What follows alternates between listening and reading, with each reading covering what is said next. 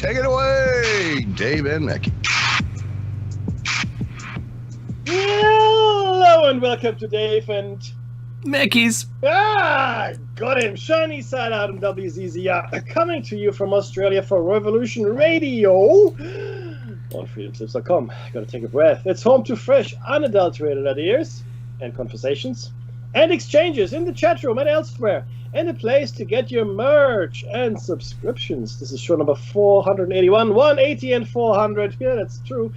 19 more shows to 500. Holy moly. Catch us on air, online, and on your smart device. So grab an app to listen anywhere or listen at home on a Grace tabletop digital radio. And I got the question asked a lot, so I'll just quickly mention it here. So we should be on most platforms. You should be able to find Revolution Radio on most radio platforms out there in the world. It's online.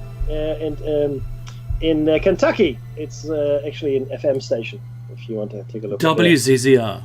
𝐫𝐸𝐳, that's the one. That's the call sign. 101.3. Exactly. So, if you missed Solaris' show, that's okay. That's okay. Because you can actually go ahead and subscribe. You can subscribe to Freedom Slips and get the archives. And it's $5 a month, thereabouts. And you can check out her shows, our shows, all the hosts' shows. And today she was talking to Captain Henry Kroll, and the topic was his book, Cosmological Ice Age. I'm sorry I missed it because I find that topic endlessly fascinating. The Ice Ages in general, but certainly the Cosmological Ice Age. So I'll make sure I'll listen to it and maybe even get the book. Why not? Why not? Reading doesn't hurt anyone. You should read more, right? In fact, there have been some crazy news stories we'll get into in a second. But before we do that, what we would like to do at this point of the show is we'd like to acknowledge the traditional custodians of the land, which we occupy, and bring the show to you from. And for me here in beautiful Pemulwuy, named after an Aboriginal warrior, it's the Rag people. And for Dave, It's the 𝐫𝐸𝐿𝐴𝐿, which means he's in Narara today. That's correct. And we would like to pay our respects to elders, past, present, and future. And we don't think there's going to be the mention of any specific dead people or deceased people on our show today. No. That's also that's something that we are going to be mindful of going forward. But yeah, there's nothing like that specifically happening. Correct. It's been an interesting week in many ways. People keep asking me. I'm over 50, right? So people ask me, have you got your vaccine yet? Mm-hmm. And there are a lot of doctors in our family and friends circle. In fact, I just came from a sort of a picnicky kind of fair where I was asked, have you got your vaccine yet? And I said, no. They go, why? You're going to die. I said, well, if my time is up, so be it. However, I don't think I will die, but that's beside the point. Oh, you should get your vaccine. And look, yeah, sure. And I can get the Pfizer vaccine, believe it or not, because of the contact we have with doctors and frontline workers, we qualify. But I'm holding off still. But I'll tell you what, if I do take it, and I know that a lot of you are against it, but if I do take it, I'll let you know, and I will also then be the guinea pig to let you know what happens to me. Okay? Now, I may have to take it simply because relatives of mine are in special treatments for rather serious diseases. So I may have no choice, but we'll cross that bridge when we get to that. But if I do take it, I will inform you of the progress that I myself am making. How the vaccine, which one it is, how it affects the rest of my body, etc., etc. So I might not have a choice, but we'll cross that bridge, like I said, when we get to it. Dave, Yes. how have you been? So the last time I was on the show, like last weekend, I was avoiding contact because in Australia we play whack-a-mole. We're in elimination. That's our mode. Modus operandi. It is how we're dealing with the pandemic. And while a hotel quarantine just to keep the hotels in business, otherwise they would have gone out of business. That's true. Without utilizing their facilities rather than creating new ones.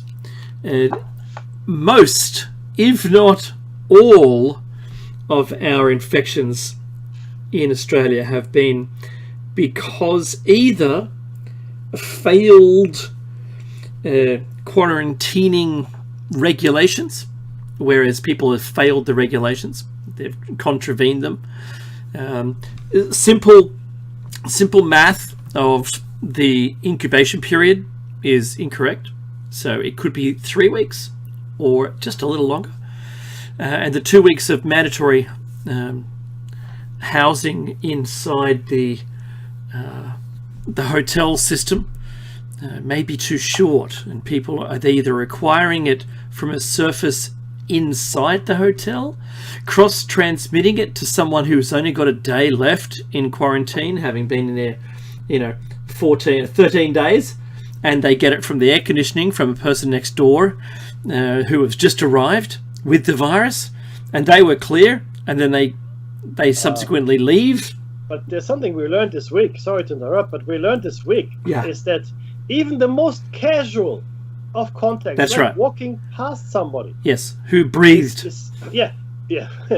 Well, if they don't breathing, no issues. That's correct. Even the most casual of contacts can lead to an infection.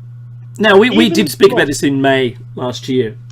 True, but now at the very well now it's only taken a year.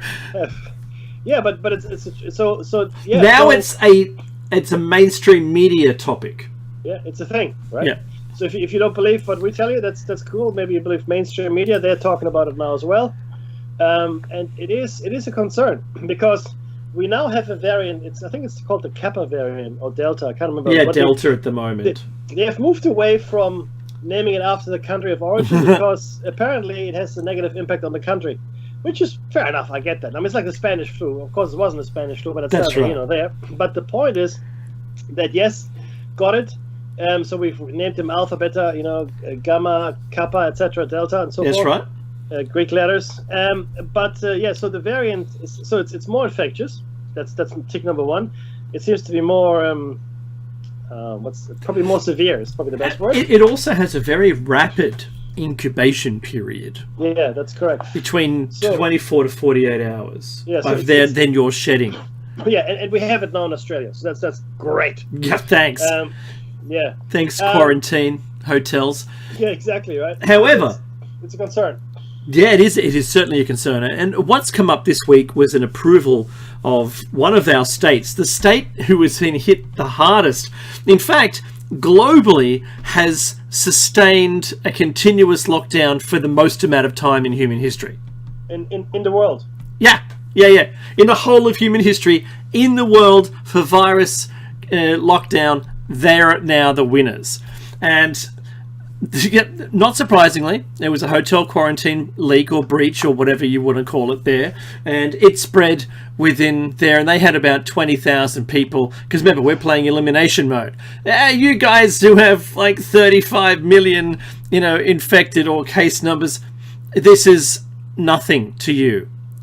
But talking about elimination, we're going through and contact tracing, working it out. It's not all too hard. You could have done it. You all could have done it. But that's what we're playing, the game we're playing. However, Victoria, the same state who has the world's longest lockdown, they've decided, you know what, the hotel thing, not so good. Not so good. We're going to make a special built, purpose-built, own room, own air conditioning, everything is going to be done like we're dealing with a true contaminant. It reminds me of FEMA camps, Mackie. I couldn't help it. My poor brain. It's like if the first thing you think of will turn into the creature that destroys the city. What were you thinking of, Ray? I couldn't help it. It just jumped in there. The Stay Puft Marshmallow Man, right? So I can't help it. I straight away, as soon as you've got sick people, internment camp, it's a FEMA camp, right? So we're building one of those, and it's in the regional area where there's an airport. They got a regional airport. They're going to fly them in there and get them all sorted out. But you see, this is the kicker, though. The Northern Territory, where this is meant to be built, yes, right, for Australia, has got no infections at all. That's right. So let's bring all those people into the one territory in Australia which has had no infections, no COVID outbreak, because that's only going to be good. There's only goodness coming out of that. The reason why they were doing that was because we have a lot of uninhabited mining towns. That is true. And mining facilities, where this was a place where fly in, fly out, FIFO people would go and attend to the mines and go home. They'd stay there for 2 weeks and fly home or whatever, right? And my brother-in-law is one of those. He's a mining engineer. And he was FIFO for a while. But not up in the Northern Territory. But, you know, the cost of the goods that they're digging out of the ground for sale it determines whether the mine is viable. And because the market fluctuates, sometimes it is, sometimes it isn't. So it was vacant, and the government goes, well, hey, mining guys, don't you have a lot of, like, habitation? Oh, yeah, we do. And it's in the middle of the nowhere. Yeah, completely in the middle of the nowhere, right? Can we fly in? Yeah, we used to. So they decided to do that. And look, it's a good thing because it keeps planes alive rather than just mothballing them. Thinking about the servicing that needs to be done on the aircraft that have been mothballed, right? That before they could be flight worthy again. Been sitting around for a year. That's true. Nuts. So it keeps that alive. It keeps the people at arm's length, which is the best way of dealing with something like a pandemic, right? I can't help it. But to your point, though, this is really important to understand. Dave is right in saying that these are now proper. Because before, I mean, the hotel quarantine was like you're in the middle of the city and you're part of society. You know, I mean, okay, you can't get out, but you're not really shunned, as it were, right? But now what we're doing, we are putting people into a FEMA camp. And then someone in the chat room just said concentration camp. I got something to say about that in a second, which is not so funny. We've got some crazy news this week as well. Yeah. I'm part of the formal news pack, but I just have to mention it because it's just nuts. I have to tell you guys. Thanks, Desert Queen. Yeah, that's right. So there is that. So we are seeing the camps now, and the truth is that we are moving into a whole new era of interrelations, of human interactions, governed by health concerns. This thing, this pandemic, like I like to call it, has shown us the way into a brave new world, and there's no turning back. We're now in it, hook, line, and sinker, right? And most of the posts I write on Facebook or elsewhere, I ask myself, why am I doing this? Pointless. It's all been swallowed. There's only a few people left in the world that might question this. Even they're being stomped on, and everybody is looking, for chasing the red herrings, chasing dead ends, chasing the wrong information, and all the things that we're trying to do is just not. Yeah, that's right. That's exactly right, Dave. It's just not. It's just not. I don't know. Is there a point still at all, Dave? I don't know, man. I'm getting to look what nobody wrote in the chat room. Yeah, that's right. If the shoe fits. Victoria should be Australia's COVID camp. That's right. Thanks, nobody. That's hilarious. But yeah, look, I feel a little disheartened. I'll be honest with you. I really do. But look, hey, you never know. You never know. People might still turn around. Right? So last week we spoke about the white fungus and the black fungus. Oh, yes. Whatever colour you want, you can have any, doesn't matter, as long as it's black or white. And so if you've been infected with the virus, your immune system is to the point where it can be breached really simply just by smelling in the spores of rotting fruit. And if you can, get an infection in your jaw or elsewhere, it gets to your brain, there's nothing they can do for you. It's fatal.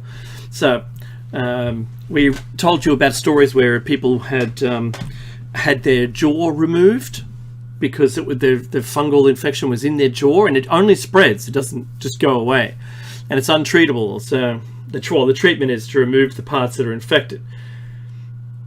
So that's an awful set of affairs. Now, we don't know what's going to happen to those who have had the vaccine. Hopefully, that's why I'm at the back of the queue, because I want to make sure everyone else is doing okay with the vaccine, because this is going to be an annual vaccine. There's no getting away from that. So it seems. It's just here forever. And if only people had done what Australia had done. Now, what we've actually done, Meki, is prevented ourselves from opening up sooner than we would have been able to open up anyway. Yeah. Because now we're in isolationist mode. That means no one can come through our boundary fence, our boundary of quarantine. And even then, just like I'm going to suggest that we know now that pointing a thermometer at your forehead is a useless way of determining whether you're shedding the virus or not. It only says whether it's overrun you because you've got a fever. Your body's trying to deal with it. It's not an immediate expression, so Dave is right. It'll take a while before it manifests. To that point. But you can still be infectious before then, before you present. So that wasn't, it wasn't when it was being used as an effective a way of being able to determine whether you had a virus or not. We've had some false positives, but we yet again continue to see through our contact tracing there's more and more sites opened up. Now, I wanted to, while we've got the virus active in the topic, there's some, yet again, I know it seems to bore everyone, but there's 172 million. 0.9 cases recorded officially that are confirmed, and the lame amount of deaths, which I'm saying lame is because lame in the fact that these numbers are weak. 3.7 million that are recorded official deaths with someone who have died and they had the virus, but only those who were in treatment, or very close to treatment. So if you died alone in your house and you were old, that you probably weren't determined into that number if you died of the virus. So actually, there's caveat to this story, because what's that? One country, Peru, did exactly that. So what they looked at, what they did is they reported all the COVID deaths in hospitals, etc. Right, and they had, I think, 60,000. I'm sorry, I've actually brought the numbers up. Yep. So they had 60,000. That was last week. Then last week, what Peru did? Okay, well, let's do a true up. And what they did is they looked at the numbers of extra deaths. And there's a massive spike. Yeah. So over the year, a certain amount of people I expect to die in any given country, in any given town. It's actually a fairly fixed statistic model.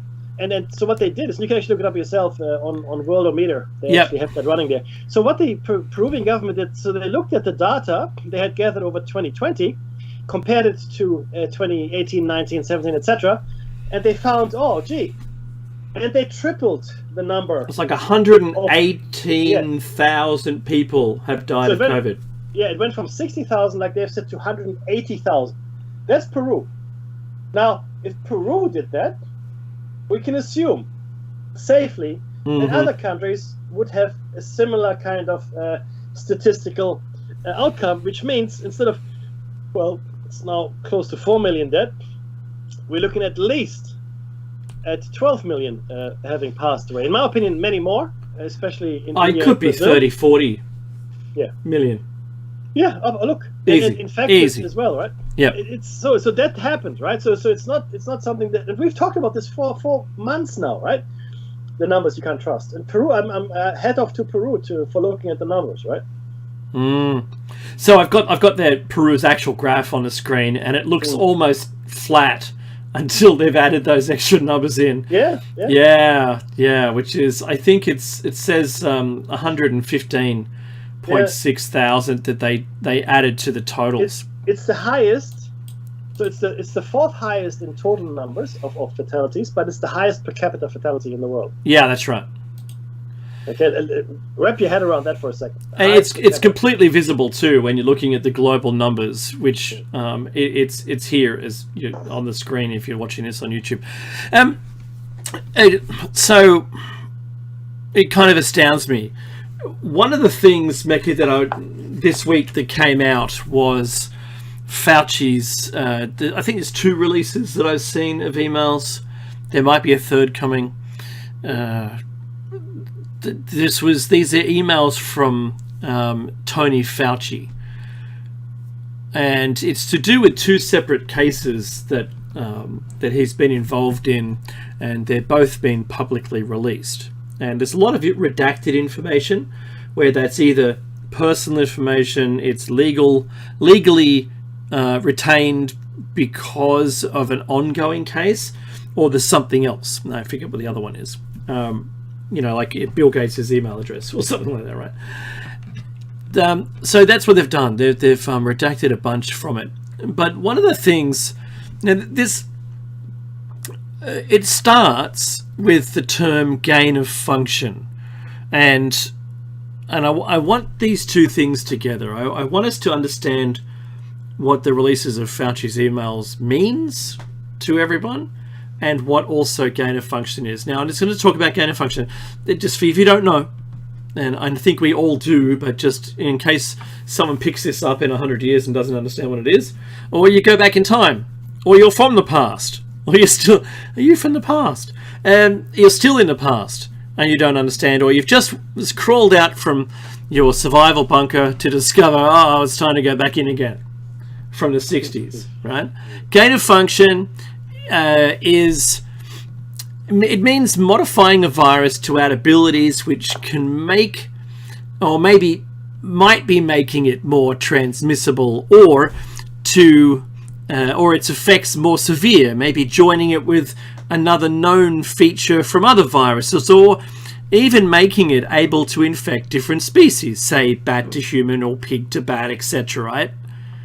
That's what gain of function is. You play with it, you make it do something different than the way you found it, and hopefully if you've added something, that's a gain, and so that's called gain of function.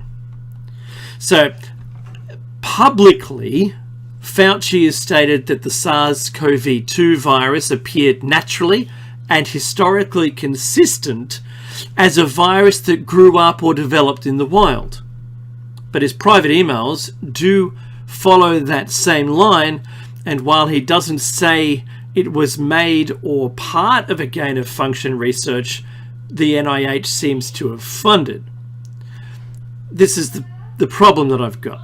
It's important to remember who Fauci is, what role he holds, and how the NIH has paid for research in Wuhan, in that lab, after the bans of gain of function in the US. The researcher in the Wuhan lab also, in the emails, thanked Fauci for deflecting the bad press. That's very important. Because if someone was just telling the truth, you wouldn't be thanking them so much as that.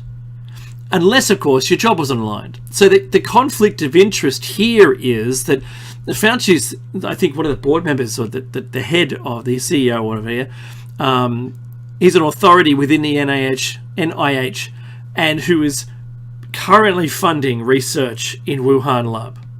So the researcher works in there, the one that thanked him. So this conflict of interest appears to be in play here.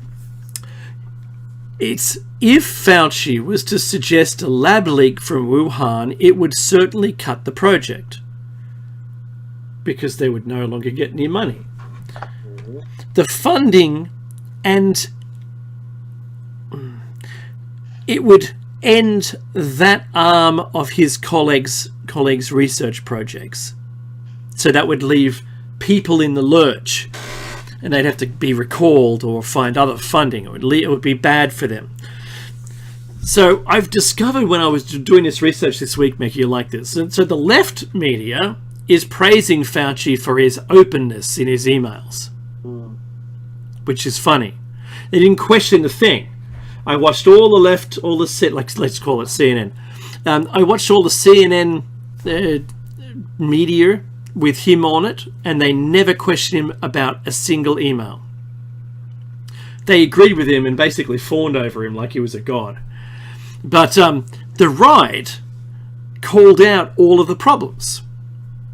And we've done the same thing. Shiny Side Out has done the same thing. And I think we have to wait to see what happens next, right? Because the lab leak scenario was seen by Fauci as a conspiracy theory. Remember that? Of course. He talked it down. And, this idea, when questioned during his time in the box during the inquiry, especially. And I watched that over and over again until I found the point where I said, bingo, here's where he flipped his answers. I personally noticed that Fauci intentionally answered different questions when asked pointed, closed questions that have only a yes or a no answer. Instead, he reformed the same answer to avoid saying gain of function and implicating the NIH funding. He tripped up and finally agreed gain of function, but then fell over his words and backed out of the whole funding line of questioning that he was raising. Now, this is funny. Who was doing the funding then, right? He never claims that. It was always NIH, because he was the one throwing the money at the Wuhan lab to continue the gain of function research that was banned in the US. So I watched it over and over again, and I found that's what happened. So he keeps saying, the NIH didn't fund gain of function research in the Wuhan lab. Then he's asked that specific question, which is a yes or no answer, and he restates it and reforms the question in his head and answers a different question than what is presented to him. It's very extraordinary. It's just like a politician. You know how a politician will answer questions?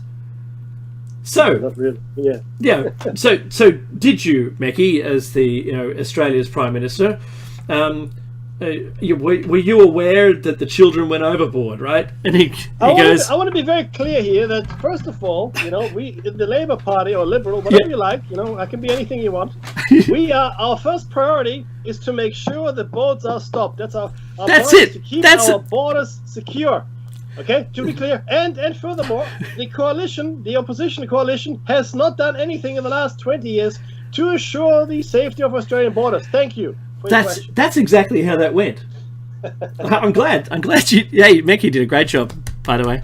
That's awesome. Yeah, that's how it's done. So it's a perfect example. Well versed. Well versed. So I see that his emails prove he knew of gain of function. There's a PDF in one of his emails that has been sent to him about gain of function by someone in his own team.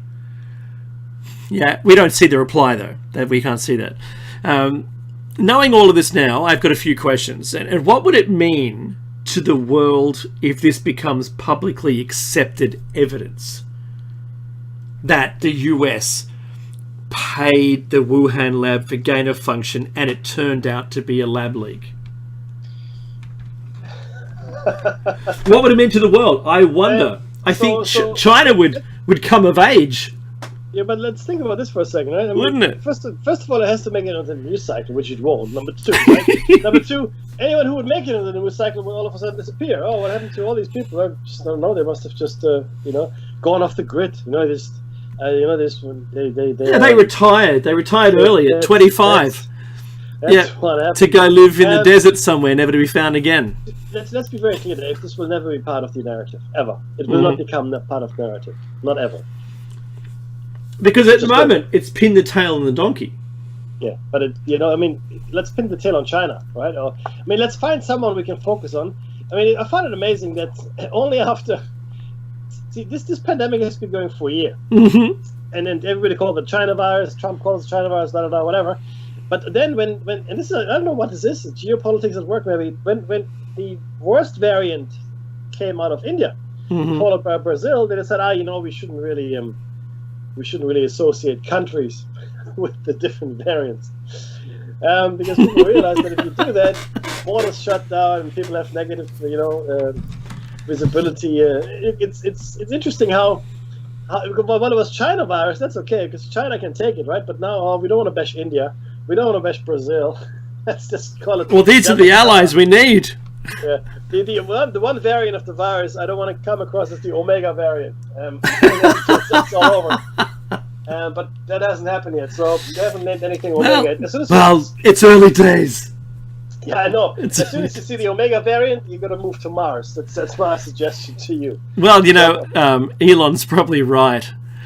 We should all... A few of us who are still left will go there. Imagine if it's all set up and the very last people to get the virus who haven't been living in total isolation in order to save the species to go to Mars. Get your ass to Mars. Get your ass to Mars. What are you doing? So, why? This is another question I came up with. Why does Fauci simply echo the words of the World Health Organization and even possibly the CCP? Because he's got a lab in China doing gain of function. We all know it. Gain of function is occurring there. Just why does he echo the words? Well, that's a simple question. That's a simple answer. Because he's playing the game to keep his lab alive. Do you know how many labs like that are in the world? I mean, there's heaps, hundreds. There's about 59 facilities where this kind of work is done, but there are only 27. There are only 27 facilities in the world, and I think it's about 7 countries that have them, where the most serious pathogens are kept. 27. That's it. Officially. Well, we do not count the single installations in Siberia. No, but that was nice. But the thing is this, and the more I listen to this, the more it becomes obvious to me that it's only a matter of time. I mean, the diseases that have escaped Marburg is a city in Germany. There's no African virus that is native to Germany. Okay, that's right. Escaped from a lab. Okay, a lot of the outbreaks or the diseases are named after the places where they're first discovered, right? And we will see more and more of it because there will be more labs. And as you increase the numbers, right, it becomes a risk analysis. That's right. So the more labs there are, the more people are working with these things, that's right. The more chance of human error, right? And look, human error happens all the time. And think about this for a second. Think about this just for a second. Remember Fukushima? I'm sure people remember it, right? It's not that long. It's still leaking. Still leaking, at least for the next 1,000 years. But the point is that, okay, there's a tsunami that came in, and there was a nuclear power plant, which wasn't really on the coast. It was fairly far inland, but nonetheless, it wasn't that close to the coast. It was the waves could hit it if they were big enough. Yeah, fair enough. Seriously. But the point is, it did happen. So the tsunami managed to damage the nuclear power plant. Right? It damaged the coolant pumps. Yeah. Now, imagine. I don't know where these labs are. I really don't. Right? These. I'm talking about the biolabs. But if you have, and this is something we need to talk about right now as well. If you have, and we saw increased volcanic activity, by the way, over the last few weeks. If we have volcanic activity, we have earthquake activity, we have increased tsunamis, severe storms, and I listened to a very interesting analysis of climate change as well, which ended with, well, if we don't do anything, then good night, in typical German fashion. But as these things are becoming more and more common and more severe, because they are, right? And what's happening is that the equator is going to get hotter and hotter, right? And parts of Europe are going to turn into desert, and part of the deserts are going to start to bloom. There's going to be more rainfall, right? So the climate is shifting, but not up and down, but in different ways, depending on how the overall geography of the world works. So it becomes unpredictable. So these labs are now more at risk of breach than ever before. That's a thing, everybody. That's actually a thing now. Yeah, so the thing that I focus on is unusual, from a disaster scenario. If it happened 100 years ago, there wasn't anything that we had that, if left alone, would then cause a secondary issue. Boilers might explode. Who cares, right? They probably run out of fire before they exploded 100 years ago. But now we have nuclear power plants that need constant electricity and monitoring and tinkering to keep it just right. in the Goldilocks zone. But now, if we lost power and people decided that not going to work was more important to them personally because of, family safety and things, I know I wouldn't go to work. If there was an issue that required me to make sure my family was safe, with like guns and bad people, right? Then, I'm not saying I haven't got any guns, but if other people would, to keep them alive, if I had to stay at home, then I would. I'm saying, if people that run a nuclear power plant can't get to work for any reason whatsoever, that thing can go critical. Even with all the automated systems in the world, it doesn't take much for it to eventually fail if people aren't there. And that's even worse you might be the only person that survived the meteor strike, you and your girlfriend, right? And then you're wandering around trying to find food and you just stumble into an area that's so radioactive because you had, meltdown at every core, and it's now, you can't see radiation, right? You walk into that and then you die. You know what I mean?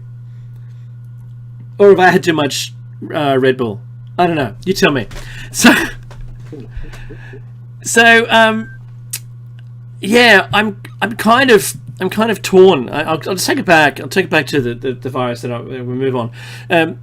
I've been watching a lot of the Rand Paul arguments, and I've seen a lot of information now in this last week, trying to catch up a little on this, and I found a lot of conversation, Mickey, around immunity, and it kind of annoys me because you're only immune to the strain you had, and at the moment that's the proof. Well, for a short amount of time, they don't know how long because there isn't enough data, and at the moment they're not throwing more virus at the person who's recovered because it's already a hard slog for them, right? So we don't know, but what we do know is you can be infected by more than one of the viruses concurrently, or having experienced one, you can have another if it's sufficiently different for your body not to recognize it. So there's an argument about immunity versus natural immunity, having contracted and survived the virus, to there being a vaccine, and they're asking people who have even had the virus to have the vaccine anyway, just to be sure. And then there's an argument, well, for all those people who had the virus and survived, let's move the vaccine to the people who are the most vulnerable and who haven't had the virus yet. So they're still trying to get rid of it. America's trying to just give away all this unused virus, vaccines that they've got. And I think we'll see more of that as time goes on. And we're donating a whole bunch in Australia to other countries around us. Hopefully to, this is the government's idea, is to extend that herd immunity out to the islands, to open up a bubble of contact with our local community here in, the South Pacific. So that's kind of where we're at. I was talking to someone the other day, Mickey, and they said, oh, look, we hope to, get active again, hopefully by the end of the year when all this is settled down. You should see the face I pulled. I could barely contain my laughter. I think I even spat. When you're trying to hold it in, the laughter, and it just bursts out of you. I'm with you. And I said the words 2024 minimum. Yes. And they looked at me horrified. Yeah, I know. People still quite.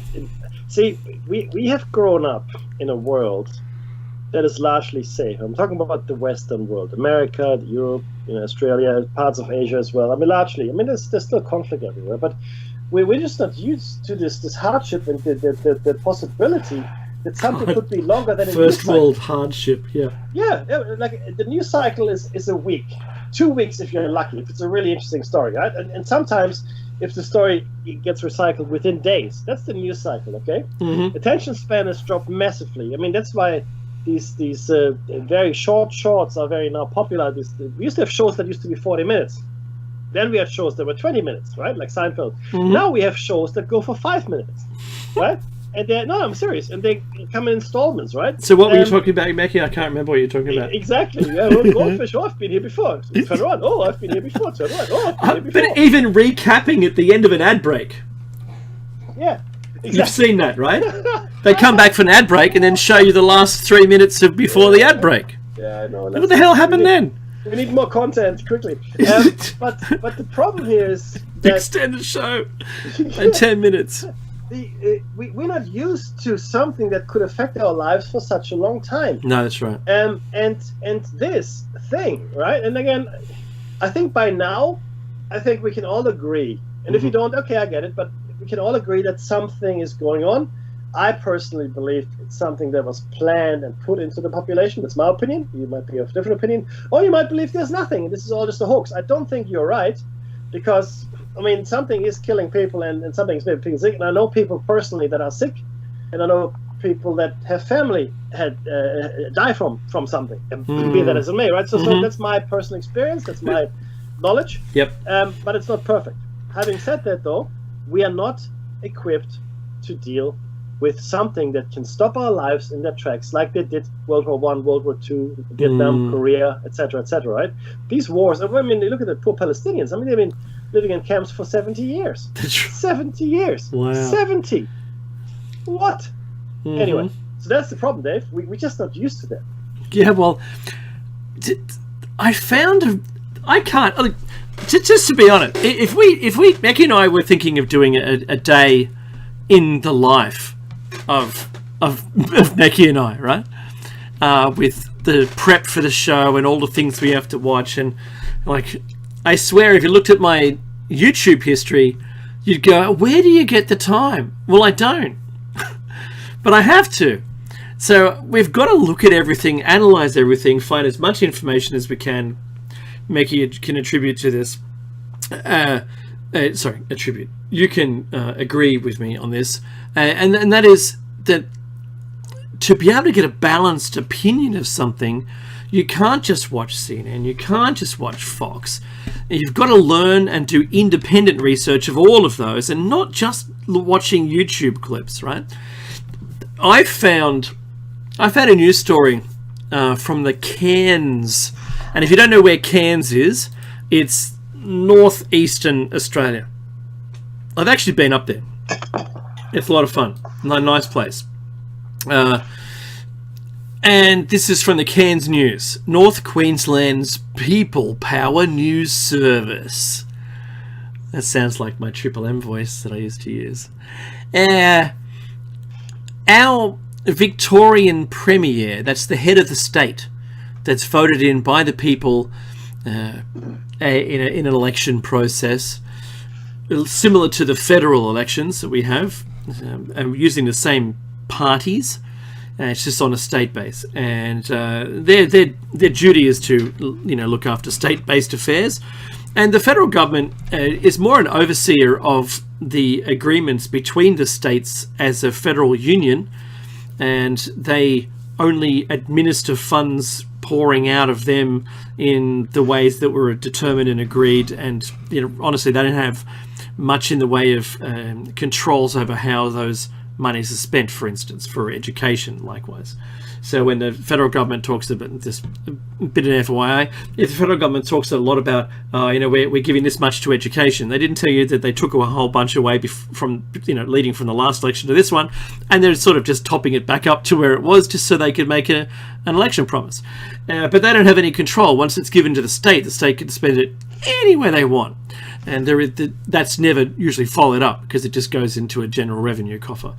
So, our Premier of Victoria had the news report come out a couple of days after he had a vaccine, and the report was that he'd fallen down some stairs, this is in the mainstream media, and broken some ribs and fractured a number of vertebrae in his spine. And we're like, wow! And we haven't seen him since when it was January or something, right? Zero. Not a single appearance. No, but there was a tweet just the other day from him in his hospital bed or something, because he's still, you think 6 weeks it's all it would take to get over this stuff, but who knows, right? Anyway, I thought I'll have a look. And then I found a news story from just a couple of days ago. And this is... Well, it's actually April 16th, it is. So it describes that he was at a party at a friend's, mountaintop holiday place. And I don't want to go into too much of the story. If you look, it's on YouTube. I won't put the link in there, but you can see the name of it. You can do your own Googling. It says, Deadly Dan, who backed the China plan, could be in one of his Victorian courts, is what the headline is. But when you actually read the story, it says that it makes some pretty fierce claims. I'll just read this one line here. The Facebookers allege Andrews is fighting a rape charge in court, under the radar naturally for a dalliance with one of, well, I won't say the name, someone aged 17. And it's not going to be, that's not a pleasant thing. That's an alleged thing from a Facebooker. So I don't know how much credence this story has. We don't know if it's true, basically. We don't know whether it's true. And it was run in the Cairns News. Don't know. It's not a joke piece. It looks legitimate to me. The author of it has written a whole bunch of other stories in the Cairns News, so they look like a real journalist, but whether it's verified or not, I don't know. But it's frightening. Maybe he was beaten up by someone at the party. It's possible. And it's all been put under the rug, to sweep it up on the rug. Nothing to see here. I do have a couple of lighter pieces of news. Oh, please! Just before the end of the. I'll give you the mic, man. It's yours. Take it really to the interesting. Remember the news we had when we had the first show? How the Sydney Sydney council, for the larger Sydney council, decided to put Wi-Fi hotspots on homeless people. Yes, I remember that. We had a great laugh. That was the first or second show we ever did, but I found something similar to that. Really? So yeah, absolutely. There's this two pieces. One, Jeanette Winterson. She's an author, right? And she's an author on, and she's very progressive, and she does a lot of LGBTH kind of things, content.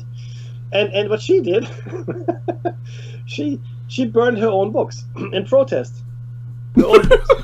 Because the blurb at the back of a book, like a paperback or even the inside cover and a hardcover, that talks about the book and it tells you what it's about, in broad strokes. Uh-huh. Yeah, apparently the blurb was too cozy and too safe, right? It didn't really, coincide with her firebrand of content. So did she write it? So, no. She didn't write the blurb. She wrote the book, but the blurb she didn't. And so she burned several thousand apparently of her books in protest of the blurb. You'd think, okay, wouldn't you have known? But the blurbs, it doesn't matter. It's just insane, right? That's hilarious. It's someone had to buy them. Yeah. Okay. So maybe she bought them first, then burnt them. She probably did. So that's just so author burns own books. That's a new one for me. But the second story, I was taken aback a little, because this is true as well. Arizona. So going right back to the United States, Arizona, and Arizona is going back to the death penalty. Always had it. What they're doing now, though, is they're refurbishing their gas chambers. And so that's how they're choosing. I mean, there was always a thing, Yes, I saw that story. Yeah. So, and what they're using, or what they want to use, because they've purchased it, is sodium hydroxide pellets and sulfuric acid, which are intended to be used to produce a deadly gas to kill people. Then in the gas chamber, which is hydrogen cyanide. So when you put sulfuric acid together with hydroxide pellets, or sodium hydroxide pellets, you get hydrogen cyanide. Now, you might know hydrogen cyanide, or even potassium cyanide, and another name, which is in fact Zyklon B. Zyklon B is the gas that was used in the gas chambers. in Auschwitz. Oh. So what we're seeing here is that the Arizona state government, I guess, thought it's a good idea to get Cyclone B into their gas chambers. And I'm scratching my head. Surely not. That cannot be the case. But no, it's a thing. What are they going to make it a sprint? If you can sprint through the gas chamber, you can go free? Too soon. Crucifixion? Yeah. Too soon. Crucifixion? No. Oh, well, then you can go free. Oh, I'm just pulling your leg. It's crucifixion, really. Oh, you know the drill. Off to the right. Take everybody take a cross each. No, it's astounding. I know, right? Yes, the Jews were right. So they're using Cyclone B to put people out of their misery in Arizona. Oh, that's the intention anyway. There's one other thing. Do they have that many people they want to put to death? Well, I think that a gas chamber becomes efficient? Well, look, I tell you what. You call the governor for Arizona. Hook them up to a Tesla. Right? And electrocute them that way. Use some renewables. All I can say is I was astounded, right? Like the Simpsons episode when all of the whole town goes brown out while they're electrocuting someone. Completely. This is what Robert Dunham said. He's the executive director of the Death Penalty Information Center, believe it or not. And he said this. You have to wonder what Arizona was thinking in believing that in 2021 it is acceptable to execute people in a gas chamber with cyanide gas. Did they have anybody study the history of the Holocaust? So that's from the executive director of the Death Penalty Information Center in the States. He'll be starting his kids will start his car soon. But there's something. Well, I do have one. Oh no, there'll be roadworks. He'll be diverted into a tunnel. One more light piece of news for everybody. If you get the chance, do me a favor and go to Google and Google the following: buff Korean Jesus. Buff Korean Jesus, and you will be treated to a spectacular picture of Christ on the cross, but it's like Jesus was a bodybuilder. He looks like Arnie. Oh, it is really quite something. See, so type that's in some crazy. Buff Korean Jesus, BUFF Korean Jesus. Do it now, Dave, and you will. I've done it. And for the people at home watching this on YouTube, I'll put it on. It looks My goodness. It looks like Conan the Barbarian that has been crucified. He could totally pull those spikes out. Oh yeah, he's so buff. I do not need to be crucified. I do it. And oddly enough, there's the world on top of this. Yeah, that's right. Similar to Mr. Universe. Olympus. Yeah. Yeah.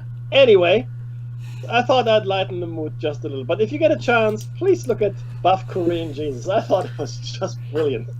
Because normally the Jesus figure on the cross is just emaciated, like a skinny, runty kind of guy. Yeah, I'm showing that image as well. Yeah.